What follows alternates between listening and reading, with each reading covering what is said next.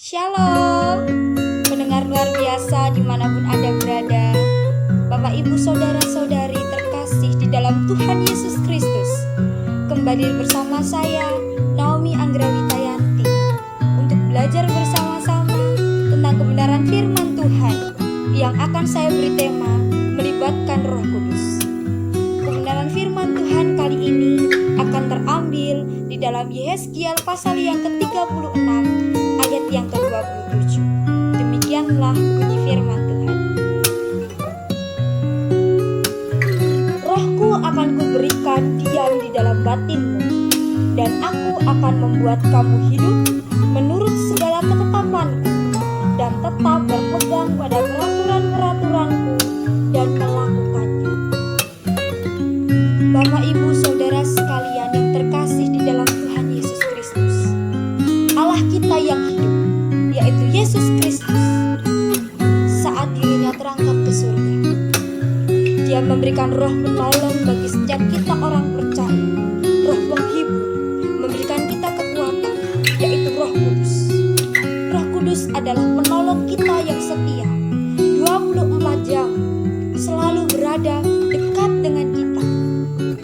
Roh Kudus memberikan kita kekuatan, sebab Allah tahu setiap kekurangan kita, setiap keterbatasan kita, kelemahan kita. Allah tahu.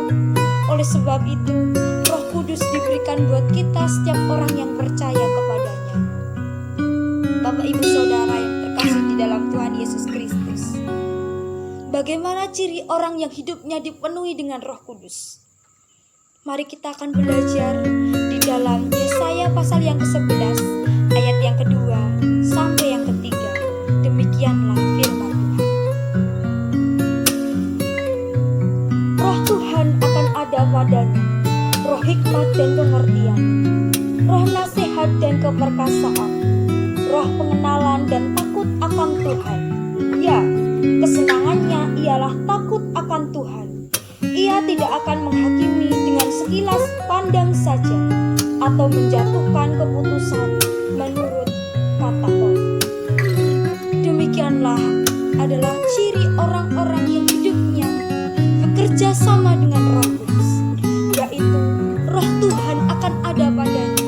Tentu saja Roh Kudus akan ada dalam hidup setiap orang percaya yang sungguh-sungguh berketetapan untuk menjalankan perintah Tuhan, yang sungguh-sungguh menyerahkan hidupnya kepada Tuhan. Roh hikmat dan pengertian akan ada padanya.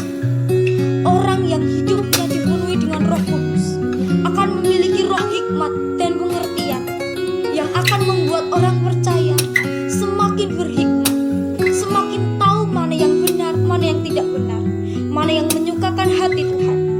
Dan ini yang membuat ciri orang yang dipenuhi Roh Kudus berbeda hidupnya dengan orang dunia. Selain itu, orang yang dipenuhi dengan Roh Kudus adalah kesenangannya takut akan Tuhan. Hidup yang takut akan Tuhan akan menjadi ciri khas orang yang dipenuhi Roh Kudus. Mengapa demikian? Karena orang yang takut akan Tuhan akan senantiasa berkontribusi dengan Roh Kudus, akan senantiasa bekerja sama. Apapun yang terjadi dalam hidupnya, ia akan menyadari bahwa semuanya yang terjadi harus seizin Tuhan.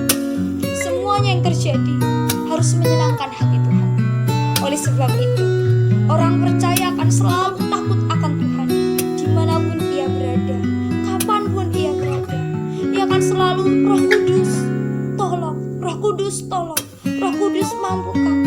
Akan selalu bekerja sama dengan Roh Kudus.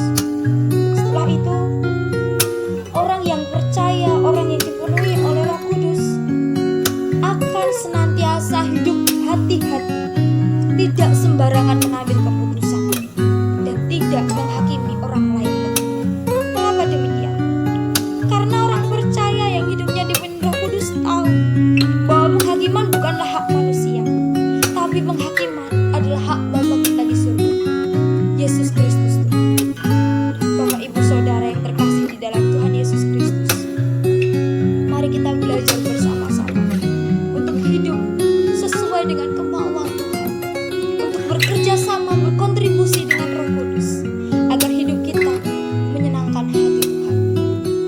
boleh menjadi berkat untuk orang di sekitar kita. Biarlah renungan ini boleh menjadi berkat untuk Bapak Ibu Saudara sekalian.